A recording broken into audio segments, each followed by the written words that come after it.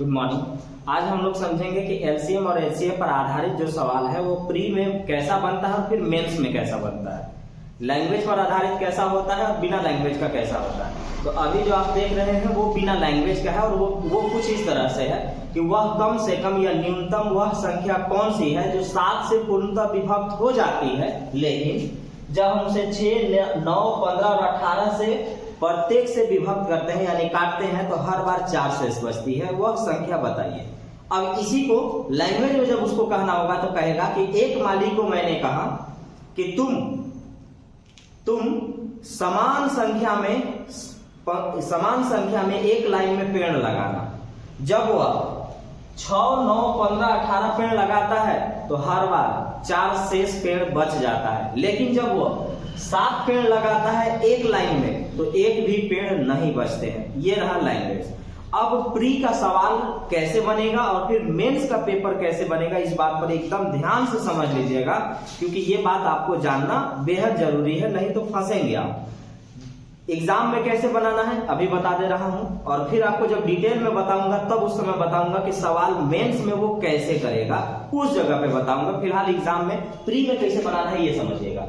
जब हमसे ये कह रहा है कि मैं वह छोटी से छोटी संख्या बताइए जिसको मैं 6 से 9 से 15 और 18 से काटूं तो हर बार 4 शेष बचेगा, लेकिन 7 से काटूं तो कट जाएगा, तो मैं ऐसे सवाल को सॉल्व नहीं करूंगा प्री में, लेकिन मेंस में सॉल्व करना पड़ेगा आपको, ये ध्यान रखिएगा। तो प्री में हमेशा मैं इसको बाई ऑप्शन उठाऊंगा। क्यों? क्योंकि उसने एक लाइन कहा मुझसे, उसने कहा कि अगर मैं 7 से काटूंगा तो 7 से कट जाती है वह संख्या, वो बताई जाए। तो काटिए 7 से काटूंगा तो यहाँ पर 7 एकम 7 बचा 2 में 4 काटेंगे 24 होगा और 24 को हम 7 से नहीं काट सकते हैं। 7 गुना के 14 होता है, बचा 4 में 4 काटेंगे 44 बनेगा, 44 को 7 से हम नहीं काट सकते हैं। 7 बचे 35 होता है, बचा 1 में 4 काटेंगे हो जाएगा 14, 7 दूनी के 14 होता है, कट जाएगा, आंसर हो भी गया। अब यहाँ आते हैं 7 6 42 बचा 3 में 4 काटेंगे 34 बनेगा, 34 को हम 7 से नहीं काट सकते हैं, आंसर हो गया। लेकिन ये प्री के लिए हुआ, मेंस के लिए नहीं। अब मेंस में सुनिएगा सवाल कैसे बनेगा। मेंस में सवाल आपसे ये बनेगा कि बताओ, एक कंडीशन देगा कि इसके कितने मान संभव है, या एक और कंडीशन देता है जो ये बोलता है कि इतना से बड़ा या इतना से कम कितने मान पॉसिबल है, या इस जगह पर कौन सी संख्या हम रखेंगे कि इसका आंसर आ जाए या यह कट जाए। तो वहां पर आप बाई ऑप्शन काम नहीं चला सकते हैं, आपको वहां पर वैल्यू देखना पड़ेगा। तो अब आप वैल्यू देखिएगा, ध्यान से समझिएगा, आसानी से बन जाएगा। पहली बात तो उसने ये कहा हमसे कि 6, 9, 15 और 18 से भाग देते हैं तो 4 शेषफल बचता है। तो पहले मैं क्या करूंगा कि अब भूल जाऊंगा। अब मेरा काम एग्जाम में प्री में अगर बनाना होगा तो बाई ऑप्शन हम बना लिए। अब हम बात कर रहे हैं मेंस में जो सवाल पूछेगा उसको कैसे करेंगे, तो उसको आपको बनाना पड़ेगा डिटेल में, ताकि वो जो पूछना चाहता है वो आपसे हो जाए। तो पहला कि इनसे काटने पर कट जाता है और 4 शेषफल बचता है, तो हम क्या करेंगे कि इनका एलसीएम निकालेंगे और इनका एलसीएम देखने में लग रहा है कि 90 हो जाएगा। एलसीएम आपका कितना हो जाएगा? 90 हो जाएगा। तो 90 हो जाएगा तो यहाँ पर आपको देखना ये होगा कि अब क्या करें। तो यहाँ पर आपको मालूम है कि कहता है कि इनसे भाग देंगे तो कट जाएगा, लेकिन शेषफल 4 बचना चाहिए। तो आप गौर से देखेंगे कि अगर 94 होगा तो 4 बचेगा, 90 दूना 180 होता है, 4 बचेगा, सब ऑप्शन में आता है। लेकिन कंडीशन इसमें ये होना चाहिए कि इसमें 7 से भी कटना चाहिए था। तो 7 से मैंने काट करके देख लिया, मुझे पता चल गया। लेकिन एग्जाम में अब आपको क्या करना होगा, अब आपको इस जगह पर के मानना पड़ेगा। के यानी अब आपको ऐसे लिखना पड़ेगा कि 90 के एलसीएम मैंने इसका लिया है, उसमें प्लस 4 आना चाहिए, ये होना चाहिए। अब इस जगह पर क्या क्या पॉसिबल है, ये सवाल एग्जाम में मेंस में पूछता है आपसे कि मैं इस जगह पर क्या क्या रख सकता हूं, या इससे बड़ा और इससे छोटा कितने मान रख सकते हैं, तब जाकर के ये आएगा। तो आप गौर से देखेंगे कि अगर आपने 1 रखा तो 90 कम 90 और 4 94 ऑप्शन में रहेगा। अगर आपने 2 रखा तो 90 दूना 180 और 4 184 रहेगा। अगर आपने 3 रखा तो 9 दिया 27, 270 और 4 74 नहीं है।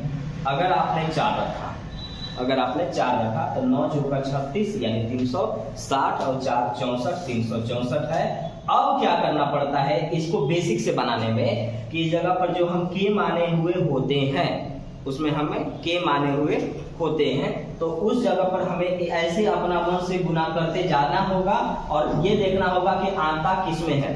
तो उसमें आने के लिए तो आप जब जब यहाँ पर 1 2 3 या कुछ भी रखिएगा तो ऑप्शन वहां मिलता चला जाएगा, लेकिन ये भी ध्यान रखना है कि एक वर्ड कहा जाता है कि 7 से कट जाना चाहिए, तो आपको 7 से चेक करना पड़ेगा।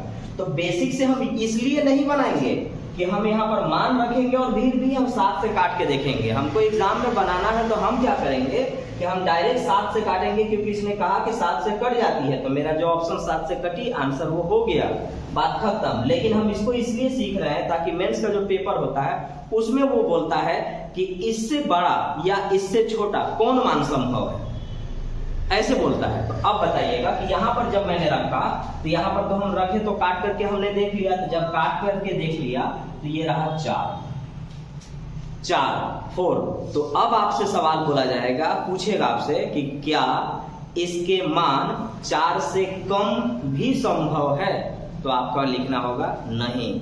इसके मान कौन सा संभव है, कौन रखेंगे कि ये सारा कंडीशन रखेगा, तो आपको बोलना होगा कि 4 रखेंगे तब होगा।